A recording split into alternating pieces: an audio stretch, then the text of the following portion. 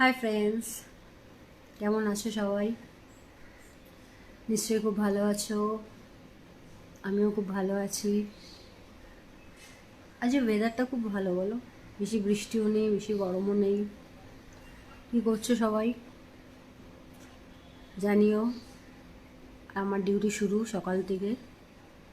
এখন যাচ্ছি ছোটো মেয়েকে আনতে। আবার ওকে এনে আবার ওই পৌনে চারটে নাগাদ যাবো বড়ো মেয়েকে আনতে।